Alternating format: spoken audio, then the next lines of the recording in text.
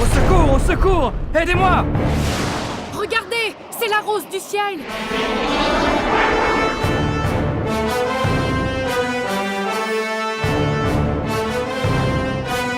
Lors du précédent épisode, le capitaine Richard était aux prises avec le clan des Croisés, un dangereux groupe dévoué à la haine des nouveaux arrivants et de ceux qui ne pensent pas comme eux. Leur chef se révéla être le major Sigouin, un traître qui a comploté pour infiltrer nul autre que la Baronne Noire sur la base de Val d'Or. La riche héritière nazie tient le colonel Cooper en otage et vient de mettre la main sur une ogive nucléaire. Comment la Rose du Ciel se sortira-t-elle de ce pétrin?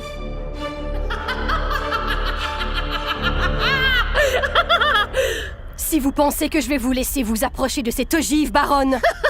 Je vous rappelle que mes hommes tiennent votre très cher colonel Cooper. Si vous faites le moindre geste... Ne vous occupez pas de moi, capitaine Richard. Quant à vous, major Sigouin, je me chargerai moi-même de vous faire interner, espèce de sociopathe. Les seuls fous ici sont ceux qui refusent de voir l'idéal de la baronne. Avec cette bombe, nous pourrons faire tomber cette nation qui valorise la faiblesse. Le rêve d'Hitler n'est pas mort, colonel. Vous ne pouvez pas être sérieux, Major. Je ne sais pas quel sort net elle a pu vous faire croire, mais tout ce qu'elle a pu vous promettre est faux. À vrai dire, Rose du Ciel, c'est Sigouin qui est venu me proposer cette opportunité. Je n'ai eu qu'à franchir la porte qu'on m'a si galamment ouverte.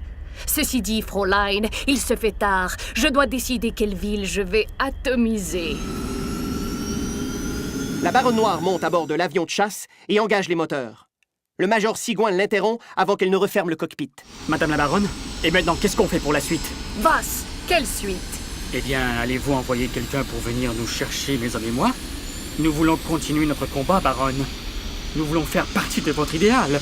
Major Sigouin, j'apprécie votre dévouement à ma cause, mais je n'ai jamais dit que vous en faisiez partie. Vous devriez le savoir mieux que tout le monde. Je n'aime pas les hommes faibles. Le cockpit de l'avion de chasse se referme.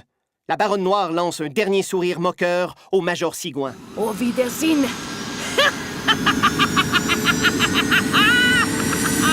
Sans regarder derrière, la baronne décolle en laissant Sigouin et ses hommes au dépourvu. Les fidèles s'échangent des regards confus, réalisant qu'ils ont peut-être été bernés. Vous comprenez maintenant, Major? Vous voyez ce que vous avez fait? Je m'en fiche! Allez les gars, descendez-moi ces vermines! Les fidèles du clan des Croisés sont de plus en plus déconcertés. L'un d'entre eux finit par retirer sa cagoule. Le reste suit également, en plus de jeter leurs armes. Non, mais vous allez m'écouter! Je vous ordonne de... Ah! Ça faisait longtemps que je voulais faire ça. Faites vite, capitaine Richard. Rattrapez la baronne avant qu'il ne soit trop tard. Je me charge du reste ici. À vos ordres, colonel. Rocket Pack à son dos, la Rose du Ciel s'élance à toute vitesse. C'est au-dessus du parc de la Vérandrie qu'elle finit par rejoindre subrepticement l'avion de la Baronne Noire. Elle se glisse sous l'engin en volant à la même vitesse. Notre héroïne se saisit d'un marteau de secours rangé dans sa ceinture utilitaire. Elle retient son souffle l'espace d'un instant, puis elle monte sur le cockpit de l'avion et frappe. La vitre fracassée du cockpit surprend la baronne assez longtemps pour permettre à la Rose du Ciel de l'agripper. Mais la jeune héritière n'a pas dit son dernier mot. Je vous tiens, baronne. Posez cet appareil. Votre plan a échoué. Vous en êtes sûr, Fräulein? J'espère que vous réalisez que ce n'est pas la fin.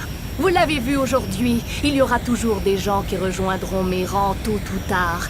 Ils le feront de plein gré, si ce n'est pas en me suppliant de les sauver. À ce moment, un doute s'élève dans l'esprit de la Rose du Ciel.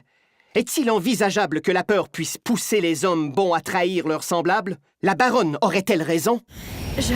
Dans un moment d'inattention, la baronne saisit le manche à balai de l'avion et presse la détente.